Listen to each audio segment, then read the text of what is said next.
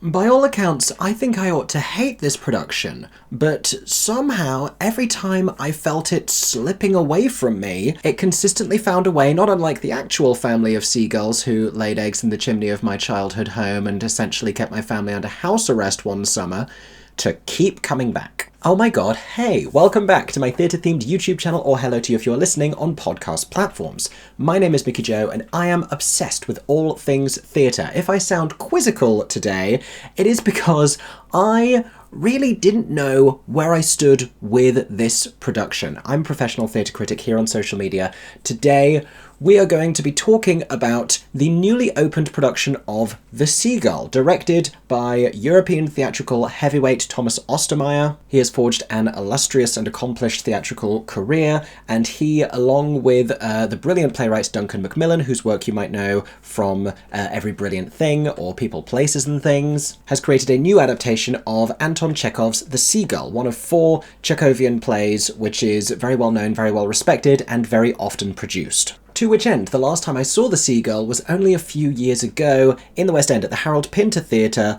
in a startlingly different production to this one by Jamie Lloyd. This production is taking place at the Barbican, and has already become a hot ticket, not just because British audiences go nuts for Chekhov, but because it stars among a glittering cast Cate Blanchett, spoofing her own celebrity to a certain extent as the grandiose and self-important actress Irina Arkadina. Blanchett's performance is one of many aspects of this production we will of course be discussing in today's full review. As always, if you have seen this already, if you were lucky enough to get yourselves a ticket, feel free to comment down below with all of your thoughts and feelings. And I'd be particularly curious to know how your feelings evolved as you were watching the play, and also thereafter, because like I said, I really didn't know where I stood with this one, even during the interval, by which point I usually have a pretty strong sense of where we are. And for this one, if you were to ask me how I felt, I would have told you I have no idea yet. I could have loved it, I could have hated it, I had no idea, and I was just hopeful that I would find out by the end. It is now the next day, and I still have uncertainties about this piece, but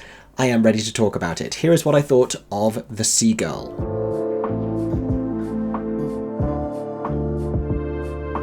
Now, just before we carry on, yes, this is the smallest programme I have ever seen. For those of you listening on podcast platforms, it is slightly smaller than my face. And for those of you just hearing my voice, the only other visual I need to make you aware of is that I wrote 12 pages of notes. I don't often write notes. Boy, am I glad I brought a notebook to this one, because there was lots to say. But let's begin by talking about The Seagull as a play, and also about how this production works. I don't think I was expecting this to be as contemporary a staging as it was, which perhaps was foolish of me, given the players involved creatively. Now, The Seagull takes place at a country estate where Irina Arkadina is visiting with her family, and she is the guest of honour, alongside her younger boyfriend, the very successful writer, Alexander Trigorin. Yes, it is traditionally Boris Trigorin. He is Alexander in this production. Don't ask me why. Irina's son sort of resents the relationship, largely because he also resents Trigorin for his very commercial approach to the world of writing. If it's any consolation, Trigorin also resents himself somewhat and feels an extraordinary amount of imposter syndrome, which is very much an oversimplification of the pathos with which he describes his feelings about his own work and the existential crisis that he is forever enduring, leaving him a slightly challenging personality. But he's in good company, because these are all slightly challenged, slightly depressive personalities who all speak with an extraordinary amount of pathos and melancholia. In short, everyone in the countryside is depressed. If you're surprised, you ought not to be. This is Chekhov. If this were any lesser writer, it would be called navel-gazing. I mean, he spends the whole time talking about the concept of writing and feeling fraudulent and depressed about writing. But that isn't the only source of depression for these characters. For many of them, it is because of unrequited love. We are in this love quadrangle, or perhaps it's pentagonal. There's a lot going on here. Because Irina's son, Constantine, who has written a play, a very abstract and contemporary play by their standard, is blatantly in love with his young muse, the actress who is going to deliver his play, their neighbour, Nina. She lives a sheltered life enforced by her father and stepmother, but longs to be a famous actress. Dreams that she has the chance to realise when she encounters Alexander Trigorin, and there is an immediate connection betwixt the two, despite his relationship with Irina, who can also kind of straight away tell. Constantine's affections for Nina are a huge inconvenience for Masha, who everybody is aware is holding a candle for Constantine. She is the daughter of the workers who work on the estate, a husband and wife. He is a little bit foolish and she is a little bit having an affair with the handsome doctor, who also has an extensive amorous past, including, it seems, with Irina. There's also the young factory worker Simon, who has unreciprocated feelings for Masha, which he makes clear to her. And finally, I believe the company is completed by Peter, Irina's brother, who is also with them in the countryside, who hasn't led an interesting enough life to have feelings for anyone, but who has a demonstrably closer relationship with and a better understanding of Constantine. But the key focus of the play, I suppose, is the overlap between their romantic tensions and their creative ones. To what extent does Constantine resent Trigorin because of their creative differences, and to what extent is it because of the romantic conflict? Now, the interpretation of this production, it seems, is that everyone's unrequited love and the misery of that has driven them to hysteria and mania. Because the first act, at least, is hilarious. Unexpectedly hilarious, and that is a criticism I have made of previous productions of Chekhov. I was reminded quite quickly of the production of Uncle Vanya I saw at Lincoln Center in New York with, again, a star-studded cast, and a production whose comedy I thought gave it more of a sitcom feel than anything appropriately Chekhovian. But this production and this new adaptation had me questioning who I even am to say what is and what isn't Chekhov. If the audience is laughing hysterically and I'm laughing along with them, then what can be so bad about that? Except I'm still turning over the extent to which I feel a lot of the early laughter kind of endures and sort of steps on the pathos of very loaded and woeful sentiments in the first act. I was wondering when we were going to stop laughing, because by the end of the play it's going to have happened at some point, and sure enough, we eventually get to the final few scenes, which are wildly bleak, unrelentingly bleak. It goes from the funniest seagull you've ever seen to among the most depressing. Hence why I characterize it as hysterical and, above all else, manic. This production is manic.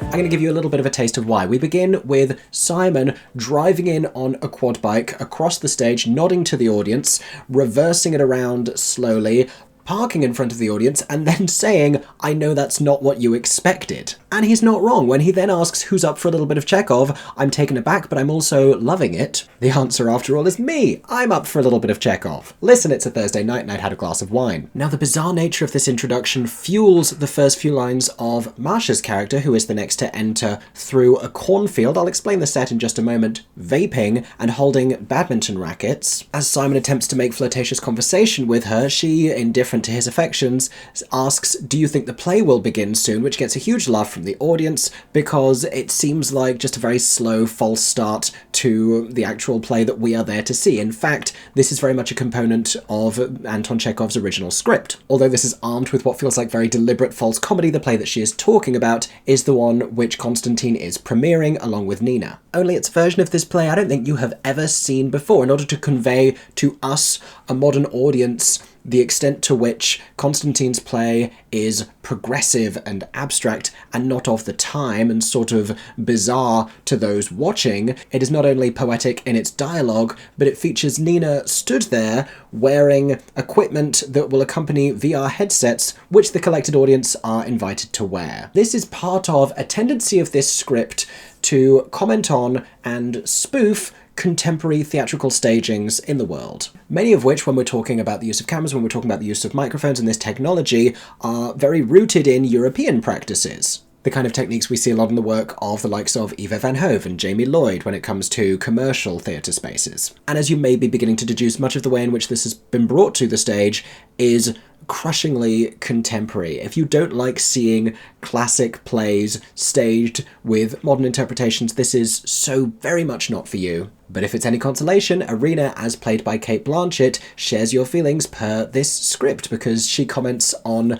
these new theatrical techniques really just being callbacks to things that took place in the 70s. This, along with a comment about unexpected sex on washing machines, being an indication to us that this is very deliberately set in the present day. Something that we may also have been able to deduce from the quad bike entrance and the costuming, which is a little bizarre. I can't tell if it's trying to be hyper-modern or just strange, but in particular the way that Emma Corrin is costumed as Nina and the way that Blanchett is costumed are both slightly unusual. Corrin's costuming simply looks like Sports Direct sponsored rehearsal wear, while Cate Blanchett wears a series of extravagant outfits as Irina. This purple jumpsuit on arrival, a t-shirt with her own name across it, Irina Arkadina, paired with some rhinestone jeans. She returns at one point wearing bikini bottoms over these. This all is part of a performance which, as I mentioned, spoofs her own celebrity, and is perhaps a little disingenuous until later on in the play, but we'll get to that. Now, her feelings about contemporary theatrical techniques don't stop her speaking into some of the onstage microphones, which we've already seen used by Masha in order to speak to the audience about her own misery, her own discontent. The implication being that this means of amplifying the words are really just to convey something to us with additional weight. For a long time, it seemed like the microphone was a device of honesty, but if it is, then Irina perverts that when she takes the microphone and delivers an entire speech about how young she looks in comparison to the much younger Masha because of the way that she dresses and holds herself. This is always a really winning piece of dialogue because Irina has utter conviction, and we, if we couldn't already, see that she is a little bit ridiculous because she goes on to say that she could still play Juliet in Romeo and Juliet, which she demonstrably couldn't. But the way that it's staged here, with her wielding this microphone and passing it to an objectively miserable Masha, she looks like a cruel game show host or like a Jerry Springer or Oprah type. And when she tells her you're not really depressed, you're just scared, it feels very familiar of the boomer response to, like, Gen Z mental health. Blanchett also tap dances in this section. She is so brilliantly at odds with everyone else around her. In particular, her son, who is framed here as a slightly more flippant version of his usual character. Really, he's an angsty Nepo baby. And he, unsurprisingly, has an entirely different perspective on theatrical importance. And, you know, in response to the idea that we'll always need the classic plays, which gets a huge laugh because we're all there watching the Seagull, he insists that the classics retain no value and that everyone over 40 ought to no longer be a recipient of artistic funding. This feels like one of the many moments when Ostermeier and Duncan Macmillan take aim at the current theatrical ecosystem.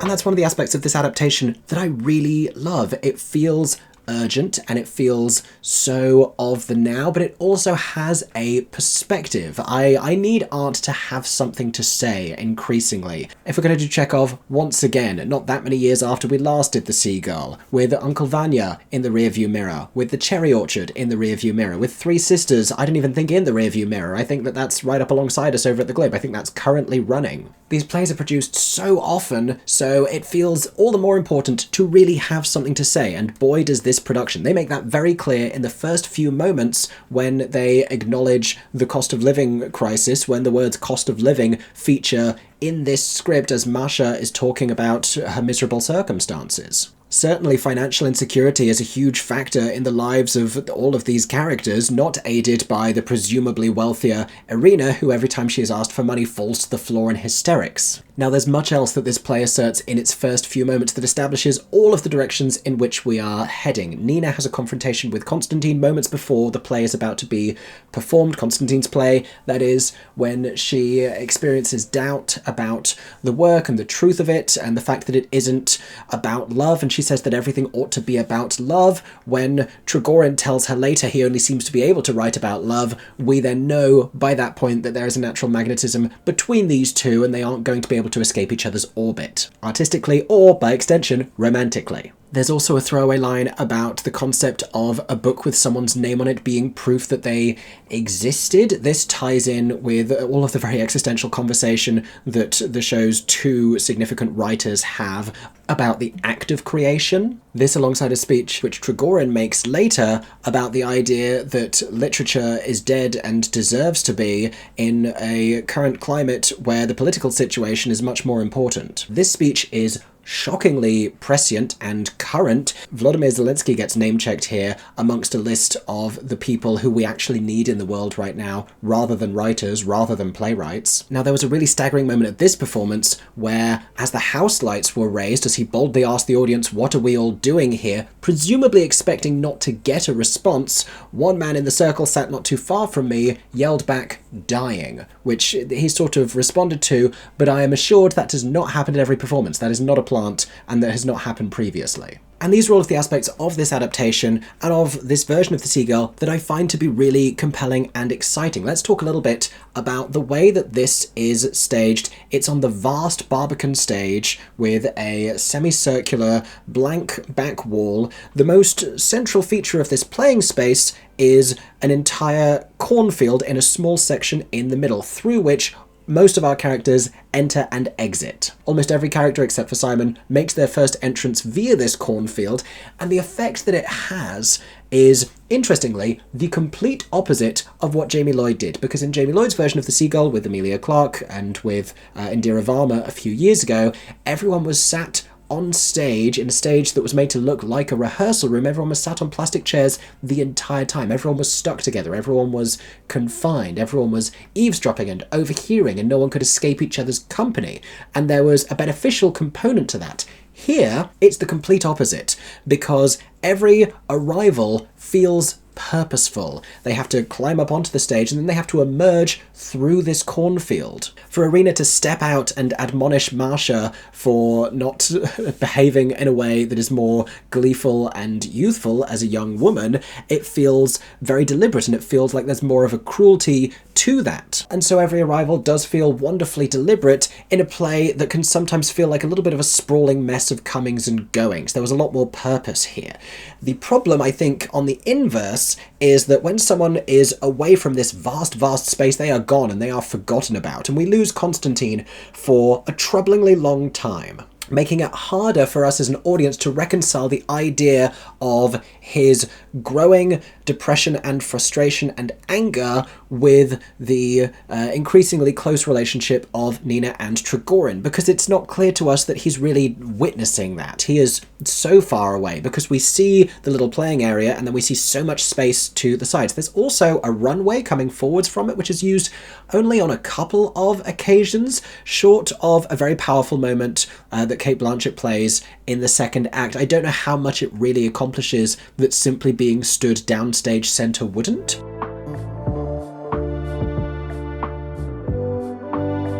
All of the dialogue, all of the action itself is played sat on a handful of mismatched outdoor garden chairs, and it lacks a little something in warmth and intimacy. Towards the end of the first act, there is a very long exchange between Nina and Trigorin, and as a result of a couple of components here, I think it just struggles to illustrate and illuminate the kindling affection between them. One of these is Tom Burke's delivery as Trigorin. I don't know that I warmed to him entirely, because he just feels a little too emotionally indifferent throughout. We see him, a man sort of captivated and possessed by a cryptic message that Nina gives him, referencing one of his own books later on. But during their first exchange, if we didn't have the lighting and the staging to tell us that they were falling in love, you wouldn't really believe that they were. This happens at one moment as their microphone levels are lowered and music comes up, to see them just sort of fading into increasingly comfortable conversation as we're hearing romantic music that then gets brought down. It doesn't signify the end of the scene, it's just sort of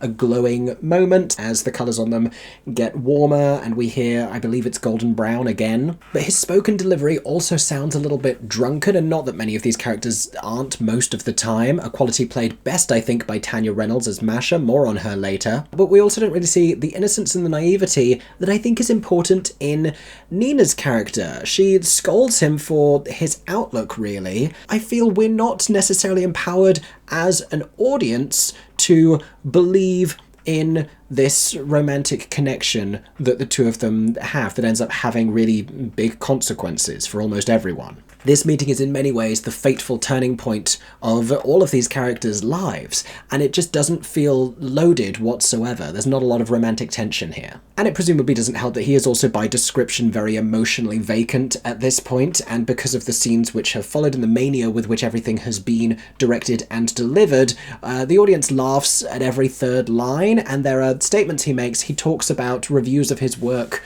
previously that now draw huge laughs and might not in different productions. And it means, I think, we're not really paying attention to the sorrow of it all. There's a sweet moment where he falls back into the cornfield and then, I guess, plants a little bit of foliage in his hair so that when he comes back and he's talking to Nina, he's trying to be serious and the audience keeps chuckling, and then Nina keeps chuckling at him. He asks why, and then Nina mentions. It feels like a moment that could have happened accidentally. There's something very organic about it. I think it probably is staged by the nature of how they then react to it. It's also kind of utterly distracting from the text. I also think Corrin's Nina is so eclipsed by Blanchett's Irina in this production, and I wonder if the Seagull works in the same way if you at no point think that Nina could rival Irina for that kind of special quality that she innately has, and kind of charisma and star power. If you don't see something special in her, there's no sense of momentum about the direction we're all moving in. And this is where different interpretations of the piece can get so interesting, because the Emilia Clarke-led production directed by Jamie Lloyd, as I mentioned before,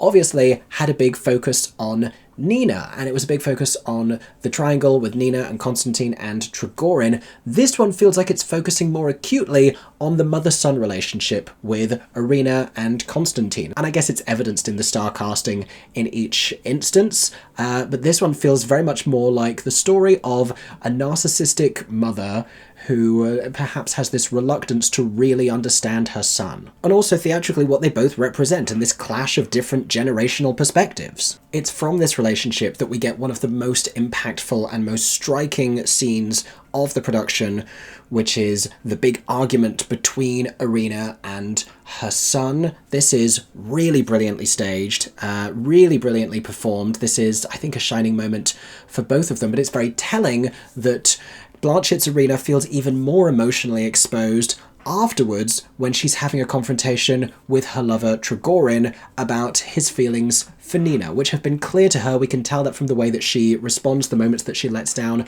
her hair to exercise a little bit more youthfulness and femininity. But this is also an Irina who is a consummate actress and navigates fascinatingly every single moment of the play as if she is giving a performance. There is so much melodrama and hysteria. Even as she is falling to the floor, she's then lifting her head and adjusting a suitcase so that it can be a more comfortable pillow for her. And for so much of the duration of the thing, she is, to this degree, completely disingenuous. It is not a particularly earnest performance. There is not a great deal of humanity to it, so that when that finally does happen, the only thing that she can do to really separate herself from everything that has come before is what they do, which is to have her stop everything, shut down the play, remove her microphone, and suddenly speak with reality and honesty and vulnerability. To go from everyone being a little more naturalistic and her being so contrived to then being the most genuine person on stage is a startling and very successful contrast.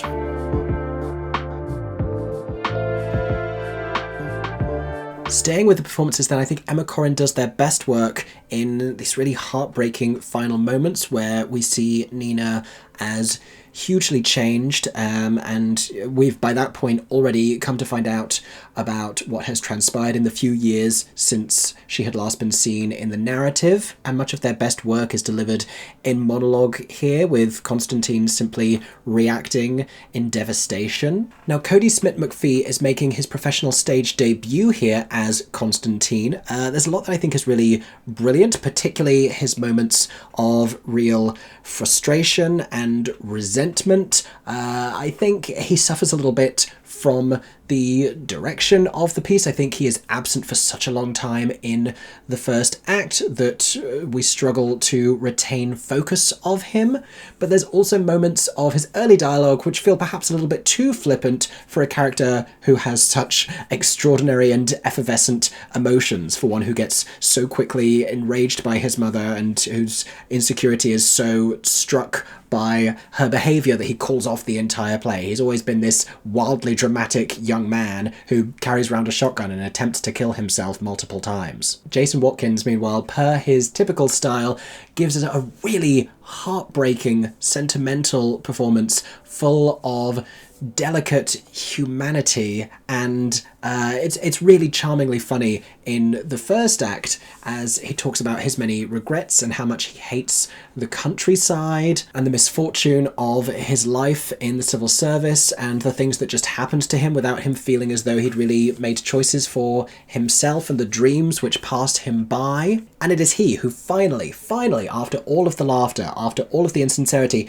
gets us to that necessary place of real sorrow and despair by the end of the thing. It is quite quietly devastating. Zachary Hart's Simon is another one who eventually breaks our hearts, but he's also utterly charming, delivering this dialogue with like a Brummy accent, singing Billy Bragg songs, playing the electric guitar, and sacrificing just as much of his dignity as he feels capable of in his unreciprocated love for Masha. This production prompts such interesting questions about love and misery that we have to ask as the audience, and we ask ourselves, is it more miserable, is it more woeful to be the one whose love is unrequited and who settles for some other contentment, or to be the one who is settled for, who can be with the one that they long to be, but knows that they can do nothing in and of themselves to abate their misery. Now, as the object of Simon's affections, Masha, Tanya Reynolds might even be the MVP of this production for me. I thought this was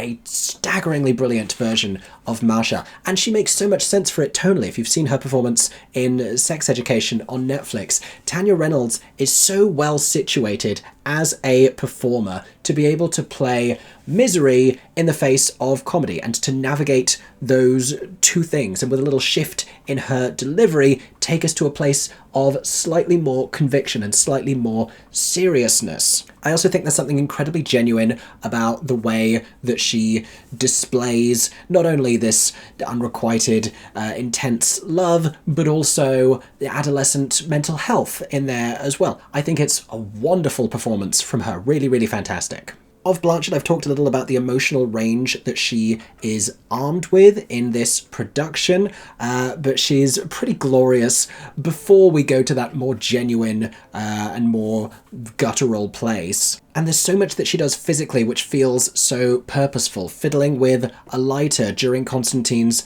performance, peering out underneath the VR goggles, moving to go and sit closer to Alexander. Everything about her body language and the way that she moves in his orbit, her focus is so utterly on him and she is so distracted by that. But also all of the aspects of this grand performance that she is giving us. She is dropping into a split. She is just wonderful and luminous on this stage, as she needs to be, as the character understands herself to be. Ultimately, I think this is a production that does bask in the comedy of despair, and even in these very bleakly staged final moments with Tanya as Masha reading out comedy bingo calls as they're all sat around miserably, there is no escaping the joy nor the sorrow of it all. It's a tremendous production to talk about. It's a tremendous production to go and see and really consider. This is something that gives you immense food for thought. This is not something obvious, and it's something I can understand many different interpretations of critically. If I was to read a 2-star review of this play, I would understand. If I was to read a 5-star review of this play, I would entirely